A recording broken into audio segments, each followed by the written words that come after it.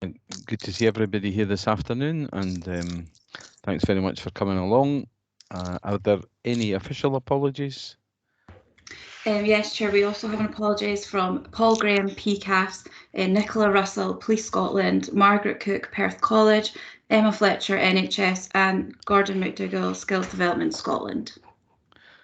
Okay, thank you. Are there any other apologies or any substitutions that are taking place of these people? Zoe? Hi, yeah, no, I'm here in place of Gordon Patterson today.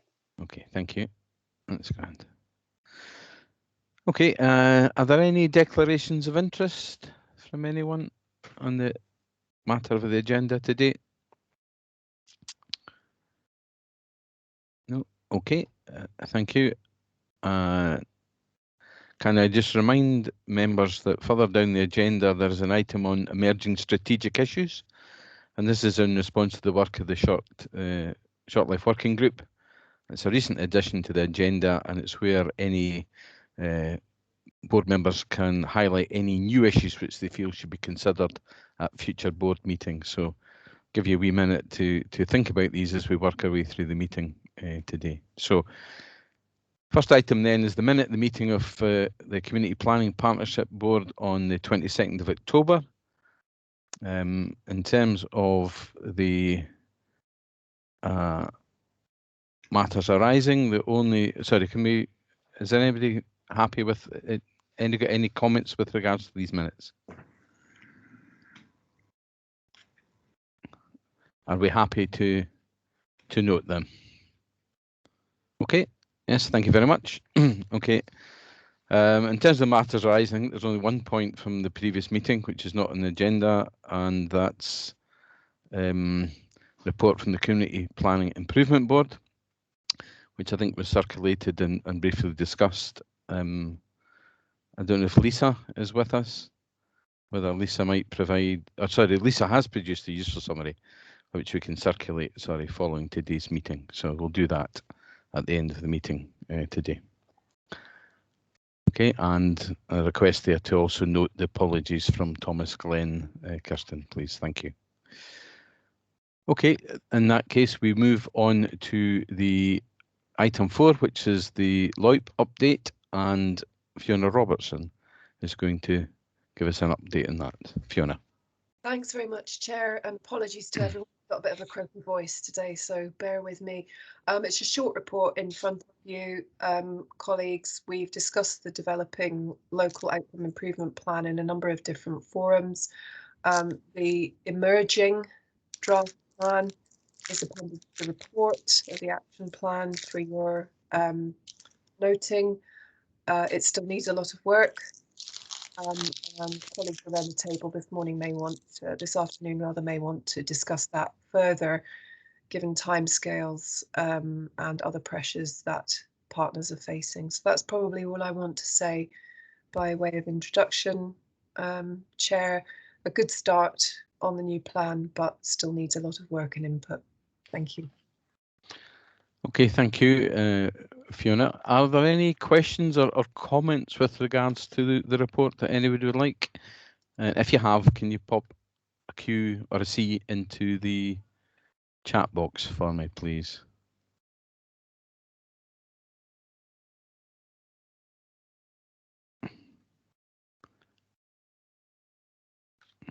Okay. Nobody got any particular questions with regards to the report? Okay. Sheena Devlin. Thank you, Sheena.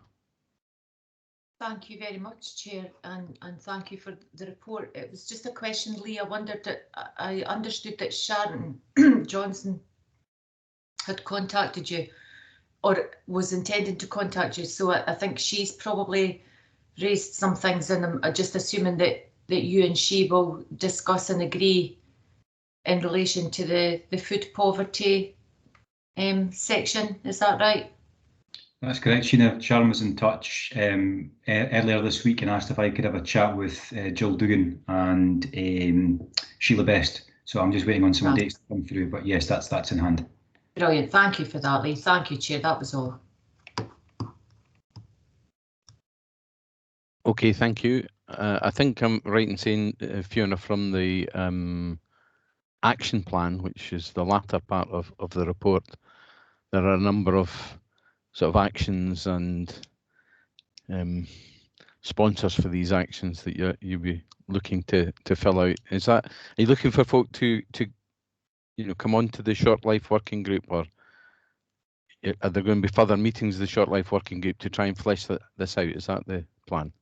I think that, I mean, the short life working group which Claire Mailer has been chairing, is working really well, and that is intended to just keep a kind of high level overview of all the different issues that are emerging for the CPP at the moment, because there's a lot that's coming out both nationally in terms of new policy, but also locally, as you know, we continue to respond to COVID, etc., etc. What we're looking for, as the report says, though, is some detailed and specific input from all community planning partners to the draft that's in front of you. And that's been discussed by both the Short Life Working Group and by CPOG, the Executive Officer Group, in some detail. So hopefully all partners are clear about the ask of them, and hopefully they'll be able to work to the deadlines that we've discussed and agreed prior to today's meeting, Chair. Thank you. Okay, thanks very much. David wants to comment.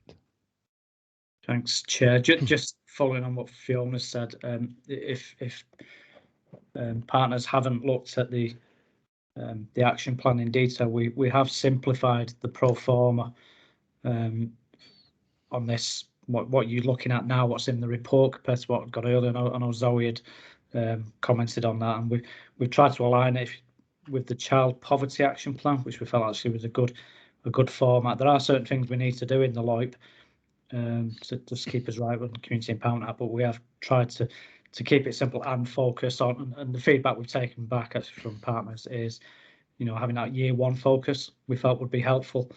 I think for reasons we all understand, years 2 and 3 might be a little bit hazy for some folk. So yeah, it's a year one recovery, if you like, recovery renewal plan, addressing those 5 strategic priorities that we've set out and discussed in some detail, and actions which only can be taken in partnership. So it's not the business as usual stuff. So, but hopefully that will make life a little bit easier for folk. Yeah. Okay. So some homework for partners to go home and look at actions that they can add into this. Sheena wants to ask a question in Appendix 1. Sheena. Thank you, Chair. Fiona, I'm not sure if this is a question for yourself or Lee or David, but it's about the structure on page 20 of 38, the one with the blue boxes. Excuse me. And there's the box that says Workstream Groups, and forgive me if I'm asking a question that may well have been the subject of discussion at previous CPP meetings that I've not been at, so apologies if I'm covering old ground that everybody else is au fait with. Those Workstream Groups are not then, they link to the priorities that have been identified, yep. But do we have membership of those Workstream Groups yet, or is that still to come? I can take that if that's... Yes, David, please okay. carry on. Yep. Yeah, thanks, Sheena. So what we've got, rather than going and creating new groups for this, there's a well-established child poverty workstream. There's a group meeting around food poverty.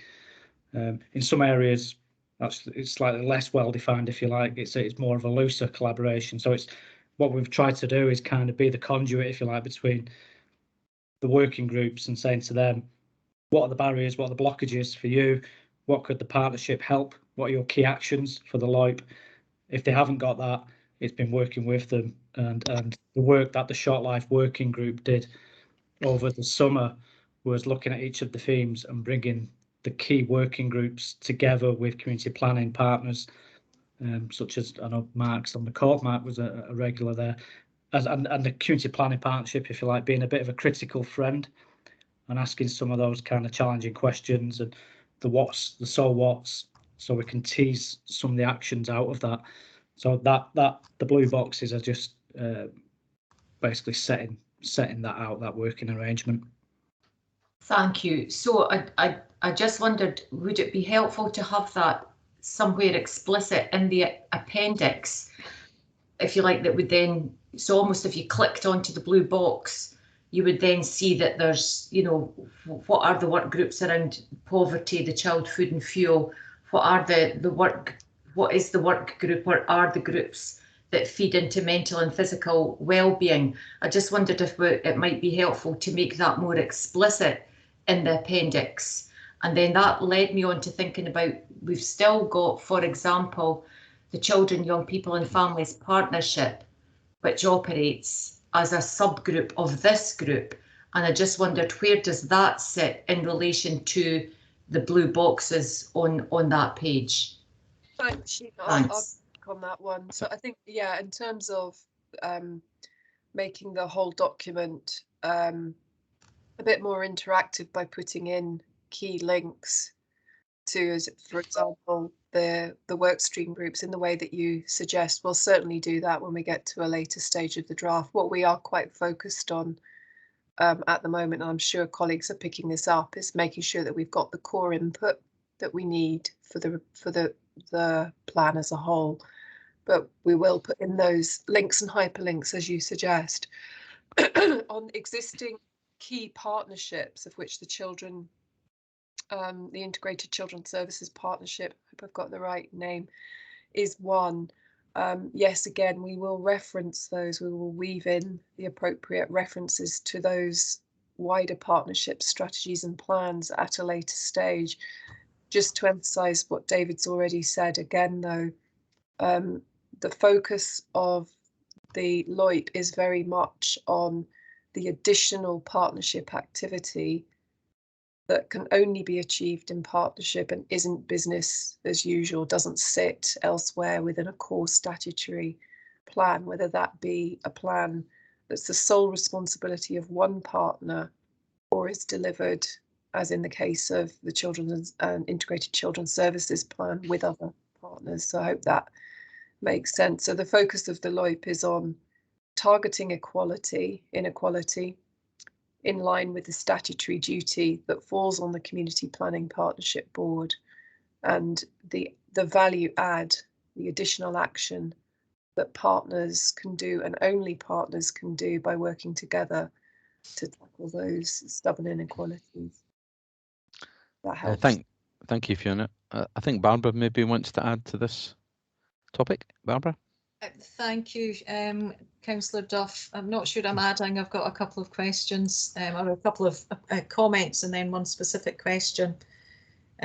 So on page 15 of the annex, which includes the annex, then there's reference to a couple of surveys, and I think it would be helpful if it, sort of identified for the first one, about how many people had been, taken part in that survey. It just sits with a percentage of those results with nothing linked to it. The data at the bottom of page 15, where is that from? Because it doesn't, is that the Scottish National Household Survey, or is it data that we've got from someplace else? Because I couldn't really see that. So that's kind of just a couple of and a general point about data sources. Sort of when we talk about poverty, is that national? Is that our data? Because again, it's not particularly clear, and a bit of consistency across the document, where sort of sometimes we do a national comparison and other times we don't. And again, just sort of in terms of my that's sort of the way that it would be helpful to have that framed. But I've got a very specific question, and then a general question to go back to something that Fiona had said. So on page 15, in the last bullet point of the first block of bullet points, it talks about fly tipping.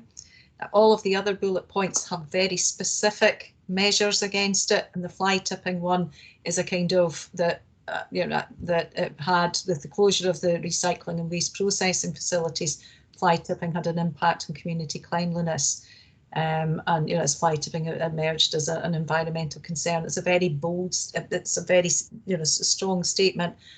it would be helpful to have the background information and the, you know, sort of where did we see increases in fly tipping and all that kind of thing, because it just sits there like that. And my final question is in relation to the point that Fiona was making. What else can we do to support the, you know, sort of the completion of the action plans? Fiona touched on that, but again, if there's, you know, sort of action that we need to take within each of our organisations to support that, then more than happy to push that forward. Okay, thank you, Barbara, for the questions. On the whole section on data and the locality, the story of place, if you like, for Perth, I think Paul Davidson's not on the call, but Paul and other colleagues have led on that section, and we are aware and have asked them to do more work just in terms of contextualising data, making sure that data sources are attributed, etc., etc.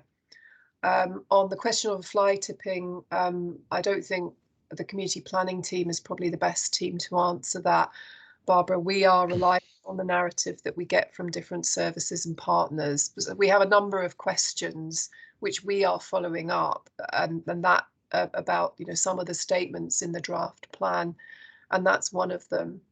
But I really come back to what I've already said a couple of times, which is there's quite a lot of work to do here on this document to get it to a point I would suggest that the board is comfortable putting it out into the wider world. And these issues that you're flagging are very good examples of things that we are also concerned about from a quality assurance point of view within the team. And sorry, I've forgotten your last question, Barbara. It was, what more can we do to support that process in terms of, you know, the completion of the action plans, but the taking back to our own organisations what we've got, or sort of in terms of the plan as it sits. Okay, I think we've discussed it. CPOG and David and Lee have put round a couple of reminders to partners about where the document overall needs to be strengthened in terms of specific priority actions. Some sections of the action plan are stronger than others, you will notice. But generally overall, from my perspective, reading the whole document, I think it's about sharpening, can't speak now, and smartening up the whole thing. So as David said, you know, we have asked partners to focus on year one. So what is it that we need to do over the next 12 months in terms of smart targets and actions to address the strategic priorities which the CPP board has identified and agreed. Years 2 and 3, you know, necessarily they will be less smart, but the approach that we've recommended and the board has previously accepted is that the LOIP will be reviewed and updated annually. So it's year 1, and we ask partners to focus on giving us smart targets and priorities. And if it can't be expressed, excuse me, as a smart target, something that can be delivered and measured, tangibly measured in terms of the impact, the difference that it's made in the next 12 months, then I guess my comment would be perhaps it shouldn't be in there. I hope that helps. Okay, no, I think that's very clear, Fiona. Thank you. And hopefully we'll all take that away and realise exactly what we have specifically to do. I noticed that the recommendations speak specifically around about the commitment to the locality work in Cooper Angus and Crieff. I don't know if there's anything specific that we want to touch on in there. I know it's mentioned in the report, but yeah, David and Lee might want to speak to this. We've had the first workshop focused on Cooper Angus a couple of weeks ago, which was really helpful and positive. A number of partners were involved in that, had a walk around the town with support from one of David's community workers, really trying to get under the skin of the issues there. The workshop in South Crieff has been a bit more challenging because it's closer to Christmas and people are really busy. And also I think, you know, our view now is that we probably wouldn't have that workshop on site just for COVID safety reasons. But David, Lee, do you want to update any further? No, thanks, Fiona. Yeah, I mean, as Fiona said, it was a really good afternoon, and I think being able to walk around Cooper Angus and particularly see the facilities, community facilities, and speak to people who've had good local knowledge was very helpful in terms of what are some of the actions within that locality and make them quite targeted. That's going to address the issues there, and only there, if you like. And I think we'd want to repeat that in South Greece. Some really good stuff actually came out of that, but again, it's nailing that down into smart targets and making sure that's achievable within the next 12 months of the life of the LOIP, and carrying that work on. Quite a bit of work to do, I think, around with the community there, and also the buildings. That's going to be quite a big piece of work. I think that kind of sits underneath everything, to be honest with you. If we get that right, other things will be easier, but without sorting that out, it could be quite tricky. So yeah, so we'll be bringing updates to CPP board on that. Okay, thank you, David. I have a request for a comment now from Councillor Barrett. Thanks very much, convener, and apologies for my connection problems earlier on. I noticed that we are being asked to approve the wording of the strategic context. So, if there are a few wrinkles in that to iron out, then I think we need to approve it subject to those being addressed. I don't have any particular problem with the bullet point that Barbara mentioned with regard to fly tipping emerging as an environmental concern, whether it's directly linked to the closure of the recycling and waste facilities is maybe the point that's at issue, and certainly I think in the light of recent developments and the mobile camera to address fly tipping, we would agree that it is an issue. So I think if it's just a case of making some of the strategic context a bit more nuanced, then maybe people can agree to any redrafts that we require to be done, and then circulate it around the group as soon as possible after this meeting. Okay, thank you, Councillor Barrett. Any other issues or any questions from anybody? And if not, subject to the comments there, we're happy to accept the recommendations of the report. Okay, thank you. I'm not seeing anybody otherwise minded, so that's fine. Thanks very much, Fiona and others on the LOIP update, which now takes us to next item, which is No One Left Behind, job opportunities. I think board members have previously received information about this from Alison Seggy, but we've got Lynn Webster with us today, and Lynn's going to provide us with some additional information and summarise the proposals for the board to discuss. Lynn, over to you. Okay. Hello, everybody. Thanks for inviting me along today, just to give you an overview of the No One Left Behind initiative. It's growing at quite some pace, so I've just got a few slides that I'll take you through, if that's okay. So bear with me while I try and share my screen. I have sent it to Kirsten, so if I've got any problems, I'm sure she'll be able to help me out. So I'm just going to wait to try and share that just now. And has everybody seen that okay? Something's coming. Yeah, maybe if you could put it onto slideshow view, it might be. Yeah. Okay. That's it. Right. Okay, doke. So, my name's Lynn Webster, and I am the team leader for the skills and employment initiatives that sit within the planning and development. So we will go through the slides for you. There's just a few, there's not a lot, but I'll give you a good background into what the No One Left Behind is. So as we go through, there'll be a No One Left Behind incorporating Parental Employment Support Fund. What we have achieved so far, plans for this year, and then there is an additional introduction about the long-term unemployed intermediate labour market opportunities, which is quite a new initiative. We just received our funding grant offer letter for that at the end of October for 21-22. So the No One Left Behind, incorporating Parental Employment Support Fund, with the Scottish Government, it's an overall banner of the No One Left Behind, and within that sits a lot of different little other programmes. So what they've done now is incorporated the No One Left Behind into the Parental Employment Support Fund. So the No One Left Behind is an all-age provision, and it's for those to gain skills and confidence to support them with training, education and volunteering to get meaningful employment. The No One Left Behind delivery includes actions to support the Child Poverty Parental Employment Support Fund, the Disability Employment Gap, so the No One Left Behind existing delivery, and the Boost. So the Boost actually supports those parents who have got a disability or they're a carer for a child with a disability.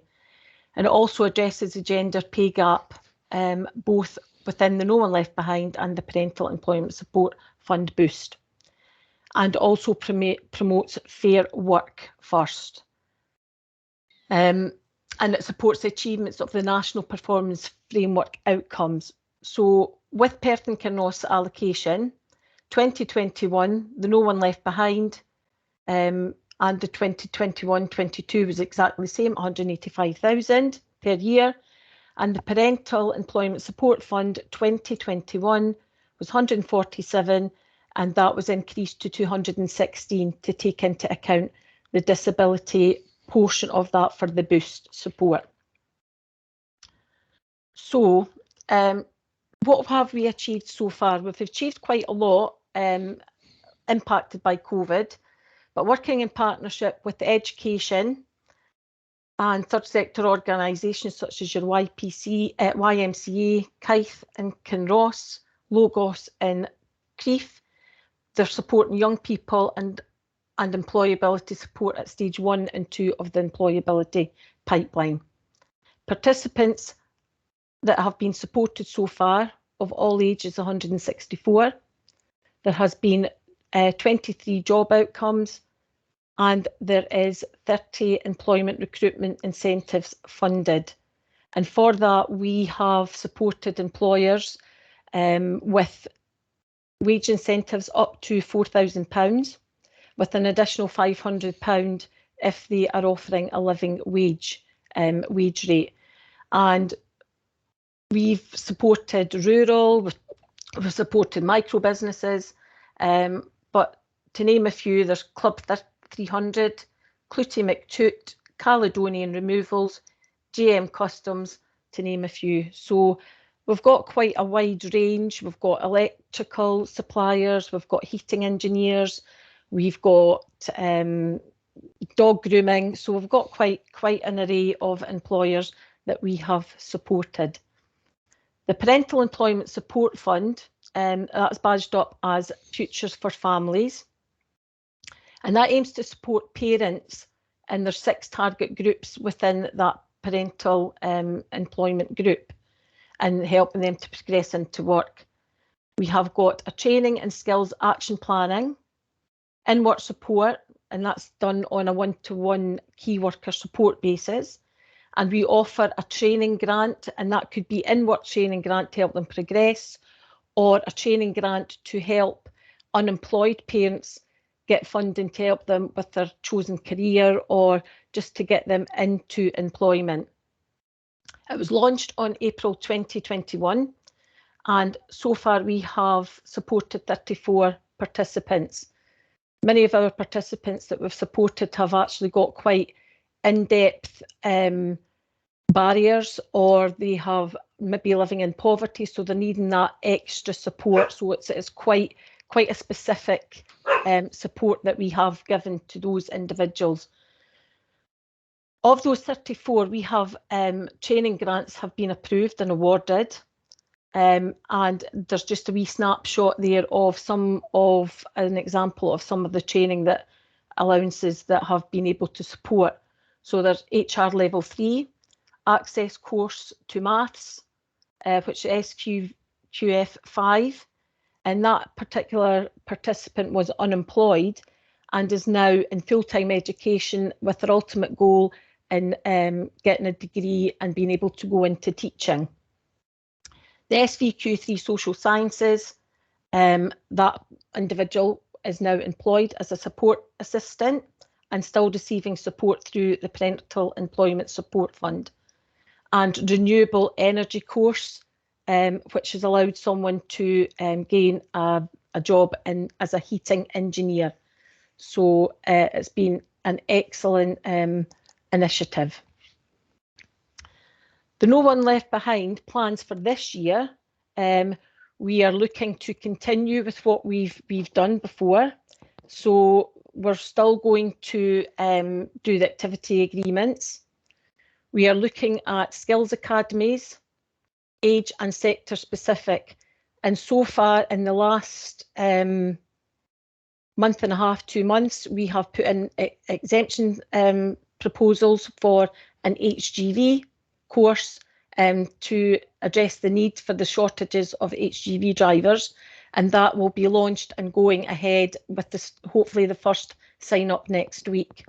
We are also looking at digital skills sector academies, and that's in progress at the moment, and also hospitality, where we've recognised the need.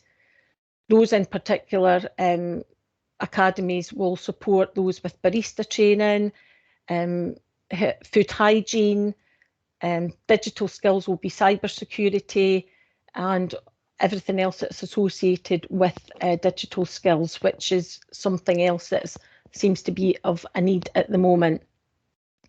We're also going to be supporting employment provision to adults 25 plus, and we will also have additional resources. We're in the process of recruiting at the moment, and we're conducting interviews next week for 2 additional key support workers. The Futures for Families, we received our grant offer in June, like the No One Left Behind, in June 2021 for our 21-22 allocation. We have 1 key worker at the moment who's providing one-to-one support to the participants. We will continue with the training grants because they've been so successful up to now, and we've actually got some really, really good case studies that go with that. And we are looking at startup for childcare costs, which is a flexibility that previously wasn't allowable with this provision, but Scottish Government have now advised that we can use startup childcare costs for anybody looking to get into work. So that was a massive barrier to a lot of our parents.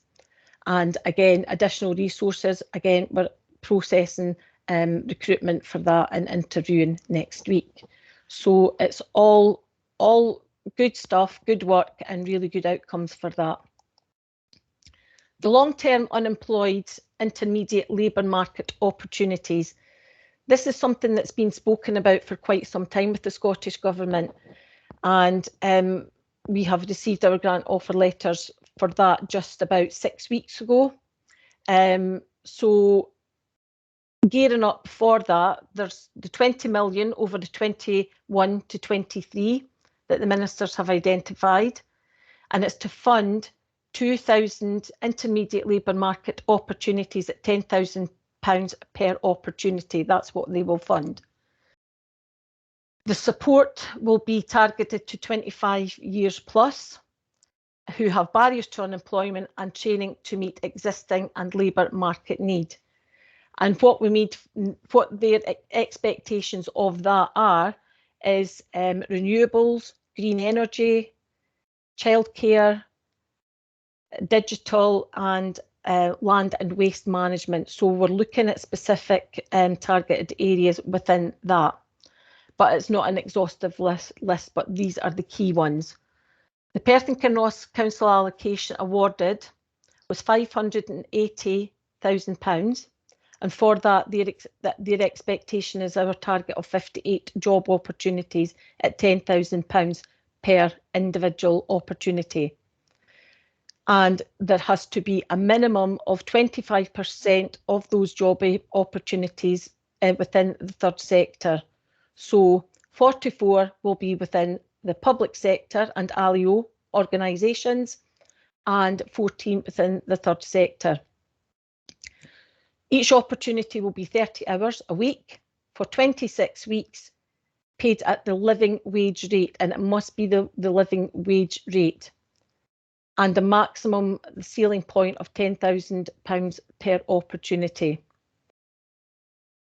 So what Scottish Government have calculated that on is £12.82 per hour if they're going for the living wage.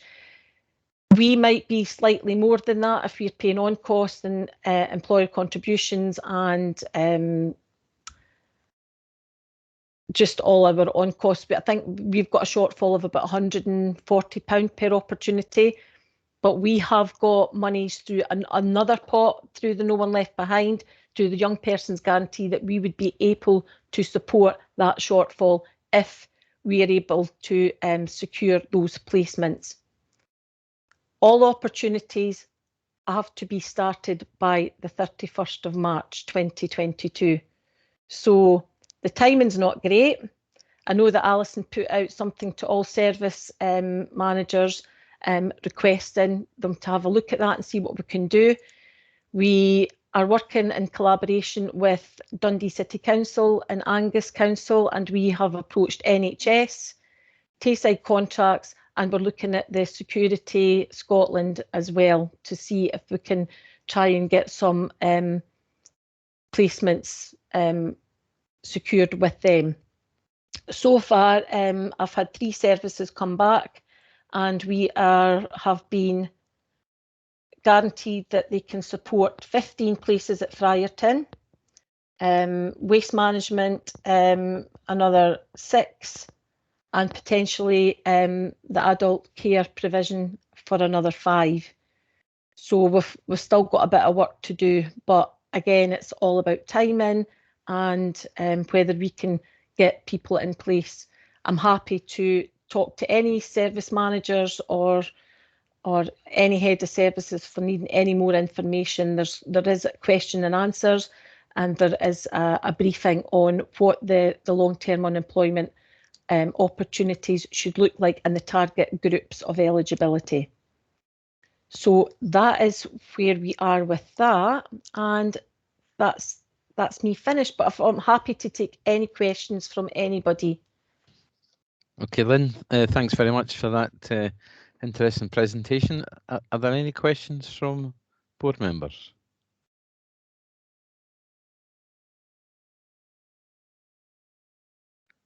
If I could maybe start with one, Lynn, in terms of the money for the No One Left Behind and the what was it, parental engagement, employment support fund. This year it was 185, 147. You know, are we spending that money in target with having it all spent, or if there's any left, can we carry it forward? We've been able to carry forward the 2021 allocation forward. The problem that we've had to spend that money is it was very restricted on what we could actually spend the money on. So we have weekly SLAID meetings with other local authorities, and there's also a practitioner forum group through the Parental Employment Support Fund, and it's been put to ministers and COSLA to try and have those flexibilities.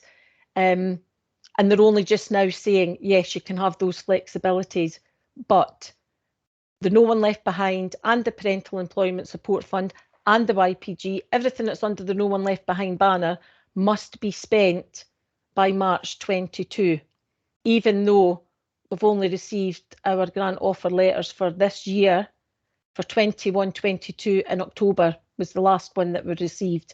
So it's been quite a tough ask. The No One Left Behind allocation, I've got a fantastic team. They've been working really hard. Some of you will know Jamie May. Jamie May has been granted a temporary higher duty pay. So he's going to take some of the load off of me, and he's working on the No One Left Behind in the YPG and the Parental Employment Support Fund. And behind the scenes, we've been doing a lot of work on working with third sector organisations. We've got quite a healthy split between third sector, internal and wage incentives. We've increased the wage incentives up to 6,500 and we've shortened that gap to 26 weeks to mitigate any flexible budget requests going forward rather than the 12 months it previously was. The HGV has been approved, so that's taken a big chunk. Unfortunately, again, even requesting going through to Scottish Government to have any flexibilities to carry that forward and get good skills academies, they have to stop on the 31st of March. That said, we're using that as a pilot, and hopefully they will have the flexibility and allow us to carry this grant funding for 21-22 forward, which looks like it could be likely, but they can't guarantee that at the moment.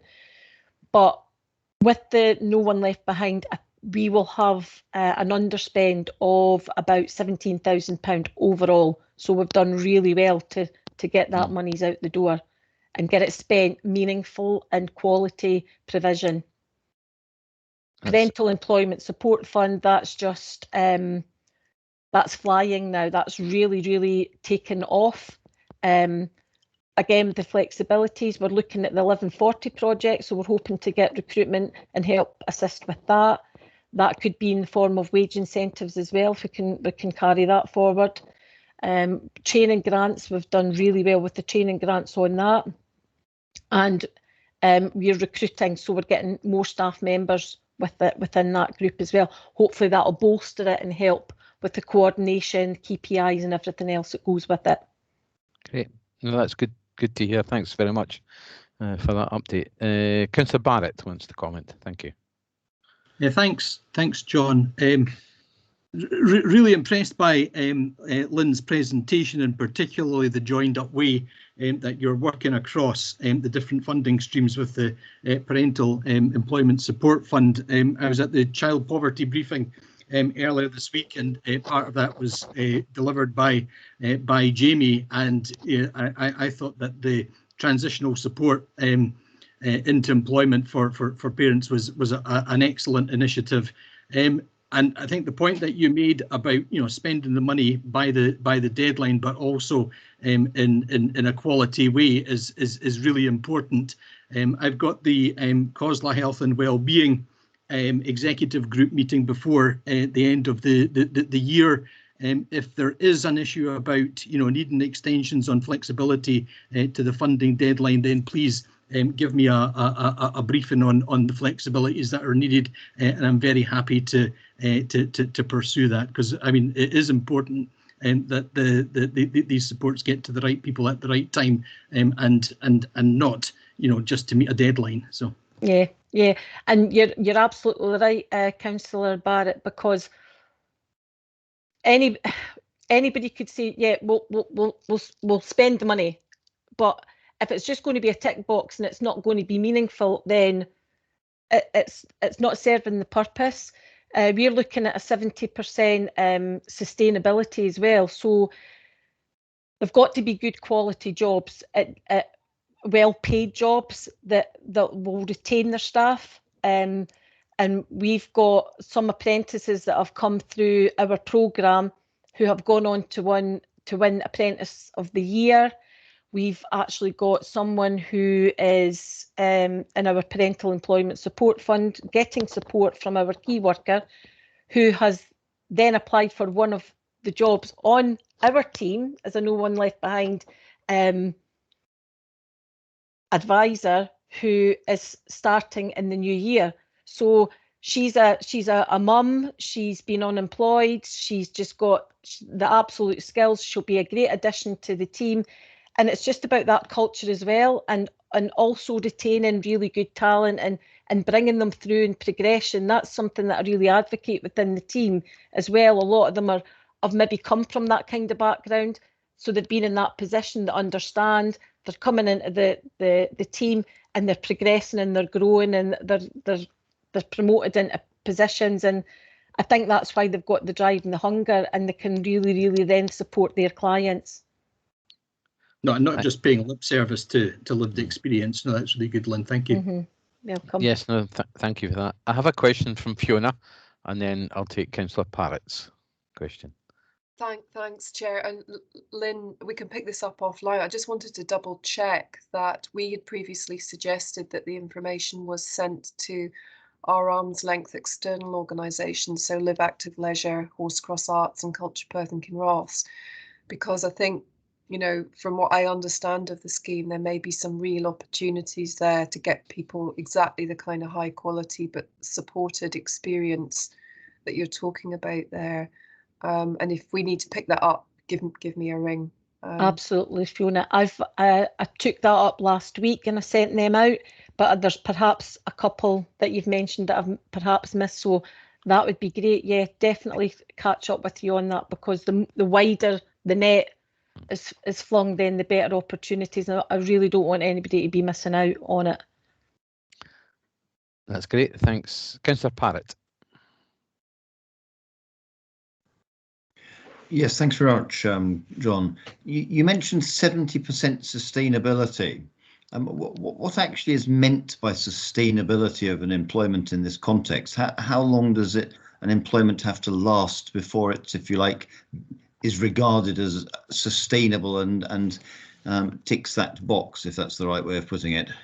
Okay, right. So what they mean by, and in particular, that's something that's been stated on the long-term unemployment intermediate job opportunities for that on our grant offer letter. So what they mean by sustainability is, after the 6 months that someone's on any of these opportunities, in particular long-term or Kickstart, whatever they're going to be, or wage incentives, they would be looking at, after they finish their placement or their wage incentive time with an employer, we would then measure that at a 13-week period after they finish that placement. So we do a lot of work with our employers to try and encourage them to maybe offer some aftercare while the person's in that work, if there's any issues. Because let's face it, if someone gets a job, they think, oh, that's it, your troubles are, you're over, you've got a job. But what we've found in the past with many other programmes that we've run, if someone's on long-term unemployment, they've maybe not had to pay their council tax, they've maybe got hidden debts, they've got other things or issues that are maybe going on in their life. They get a job, those things, hidden debts could resurface. So there could be an embarrassment that if they have not got their money to get to their work that day or buy their lunch, rather than say what's wrong, they tend to just not turn up for their work, and then they could lose that job. So we can intervene and help with that and bridge that, and maybe give travel expenses or something that would help support them to keep into that job, and then show the employer what they're really capable of. The employer could offer them continued employment. Then we would measure that at a 13-week period and then a 26 weeks. If they hit the 26 weeks period in that job placement, they are classed as that sustainable job outcome. And if they hit the magic 26 weeks, you normally find that 26 weeks then goes into a year, and then they get promoted, and then they get they find other alternative employment potentially, or progress in that workplace. Thanks for that. Okay, thanks. Lynn, if I have maybe a couple other wee questions, if I could ask them. In terms of, you know, more rural access to these initiatives, if you like, are you able to secure rural sort of placements or provide, you know, transport costs or travelling costs or things like that for people? Yes, we do that already. We do that through our rural employment incentive. So it's a different project that's not within the No One Left Behind. And that is specifically for employers that are rural, and we provide travel expenses to people. We also do the European Social Fund project, and that helps support people without outreach facilities. So we have got key workers who work in Kinross, Blairgowrie, Crieff.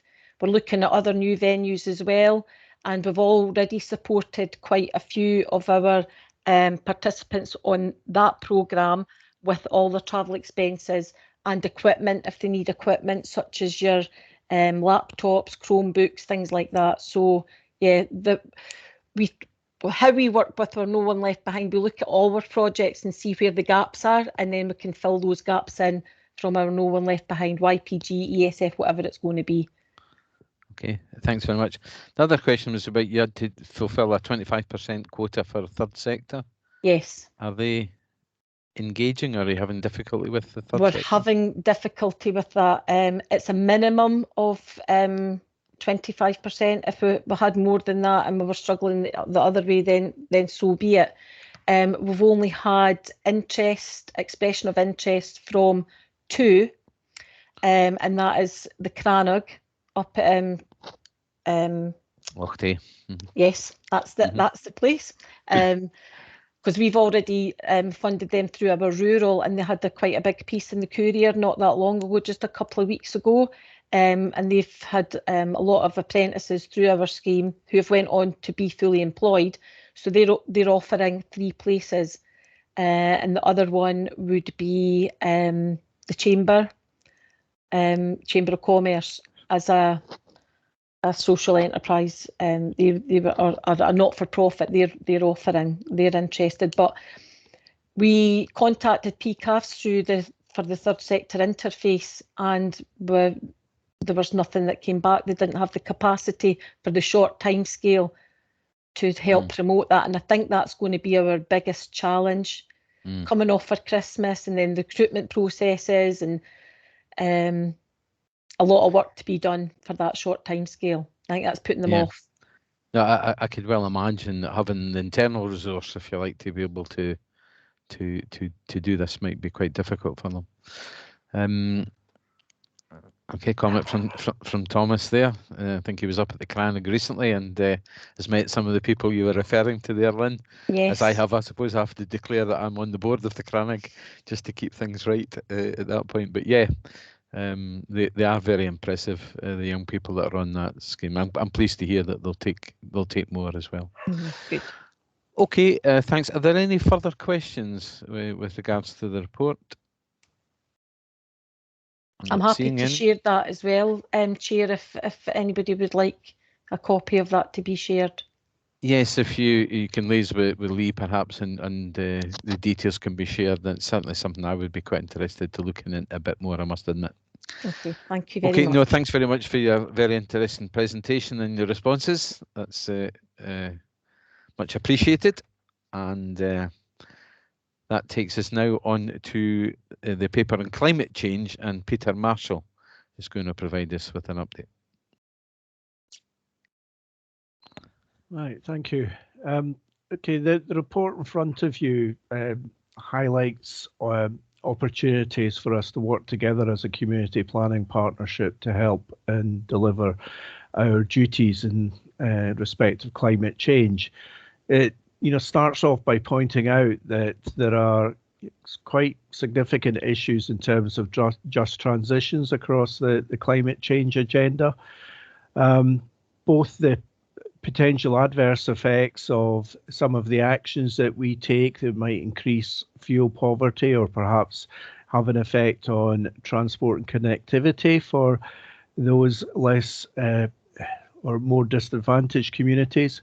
But on the other hand, the energy efficiency measures and improvements to homes can help reduce fuel poverty. So it's a complex agenda. But what this really says is there are opportunities for us to work together as a community planning partnership, and seeks to set out a means of discussing these opportunities and reporting back to the board. And I mean, just highlight some of the areas of potential joint working. I think it's about getting a consistent message over to the people that we're dealing with in all the different facets of the community planning partnership and trying to be able to point people to the right sources of advice. But also in a more practical sense, a lot of the community planning partners are going to be going through the transition to EV fleets or alternative fuels for some of the heavier vehicles. Are there opportunities to work together? Between us as community planning partners, we have a huge impact on the local area in terms of our procurement of services and goods, and a consistent approach to ensuring that not only we're doing the right thing, but the people who are supplying us are doing the right thing. So we are already aware that many of the community planning partners have already produced or have drafts of their draft plans to tackle climate change. We've recently seen sight of the National Health Service one, but also Fire and Rescue Service. So I think there's an opportunity to share knowledge. We will all as well have issues with our buildings. Can we share the solutions there? Look at where there are opportunities to capitalize on waste heat, perhaps from some of the bigger premises that we have, and the health board premises are one of the key ones there.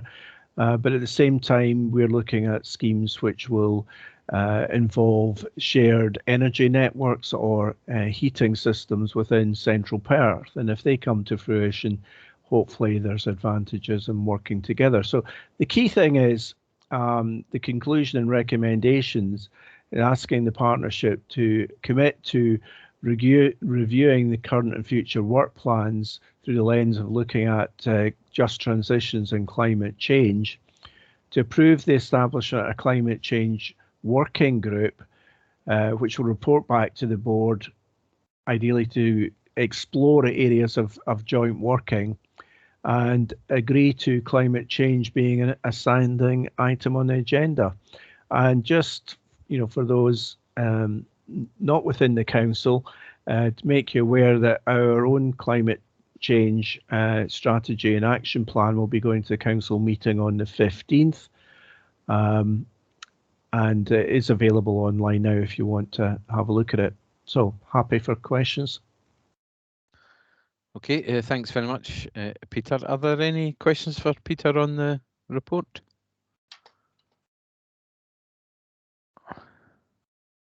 A minute.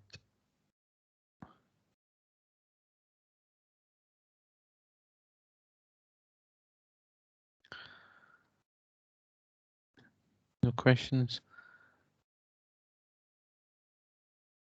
Can I ask, Peter, is there a link between the Community Planning Partnership Board and the new Climate Change Commission that we're setting up? How does that?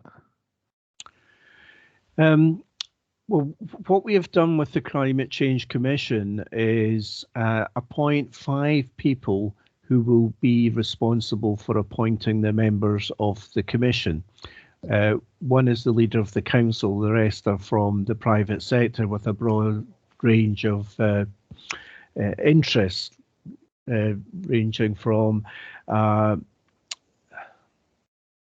the Royal Scottish Geographic Society to Perth Leadership Forum to the coordinator of the Climate Cafe movement and a young person representative as well. So we have a range of people, and we've suggested to them that they will want to involve a wide range of stakeholders, including the voluntary sector and like the health sector and various things. But it will be up to them to choose the commissioners. So I can't say who will be involved, but certainly there is the implication there that it has to be all inclusive and include expertise and representatives from across a broad range of interests. Okay, thank you. Okay, I'm not seeing any further requests for questions, so can I take it then that members are happy to agree and approve the establishment of a climate change working group, and that we make a standing climate change a standing item on the board agenda going forward? Agreed. Okay, thank you. That's very Thank you. good. Thank you very much. Thanks for your presentation, Peter, which moves us on to next item, which is on emerging strategic issues. And this is where any of the partnership members can highlight any new issues which they feel should be discussed at future board meetings, and that they would be taken at first to the executive officer group for consideration. And I don't know if anybody has any items that they would want to be raised under that. If not today, Lee or David, I take it they can be done out with the meeting. Yes. Okay. Chair, I think also just to flag that, I mean, as we discussed earlier in the meeting, I think partners have got lots to be getting on with the LOIP. There is a piece of work being developed through the executive officer group on the partnership's response to domestic violence, which is an issue we've discussed around this table before. PCABs are leading on that piece of work, and they're still gathering some evidence and data. So it will come back to board in the spring of next year after a discussion at the executive officer group. Okay, thank you for that. Okay, if there are no issues just now, and so say bearing in mind that you can pass them on to Lee or David at any time, are there any other items of business that anybody wishes to bring up? We've nothing notified, so. Convener, if I could just yes, chip in. Thanks. At the child poverty briefing last week, and also at the Perth City Local Action Partnership meeting, there was a discussion of how to take forward cash first initiatives and supports to deal with hunger and food poverty. And so I think it is an issue that's being picked up in other forums, but I think it would also be useful if there was a role or a contribution from community planning partners as to how we develop that. I don't know whether Dave would want to say any more, or if I'm just putting him on the spot. No, that's fine, Councillor. Thanks for that. Yeah.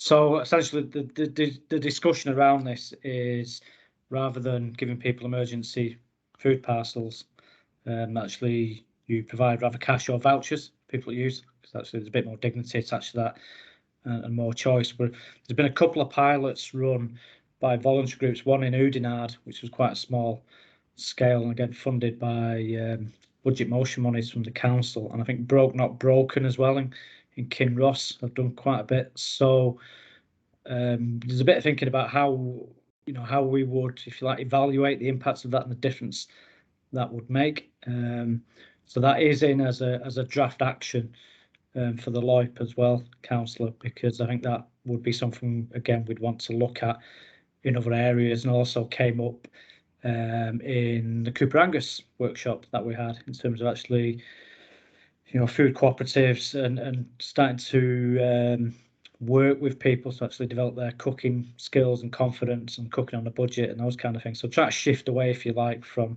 what is essentially a bit of an emergency response. And there will always be a role for Perth Food Bank in that, unfortunately. But in terms of some of the more locality ladders, yeah, so that's something we'd want to pilot in 2022. Thanks, David. I just thought it was worth mentioning. So. Yep. No, thank you for that.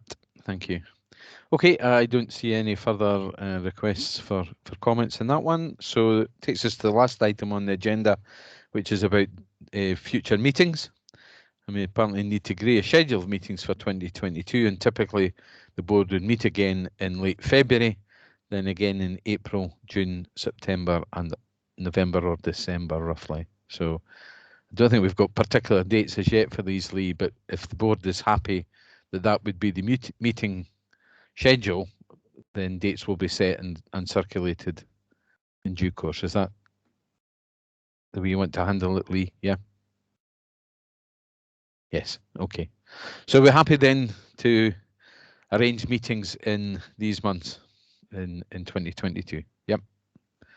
Okay, that's grand. Thank you very much then. I think that's all our business complete for this afternoon. So thanks very much for your attendance and your participation, and we'll see you on a screen near you somewhere again in the not too distant future, I'm sure. Thanks very much.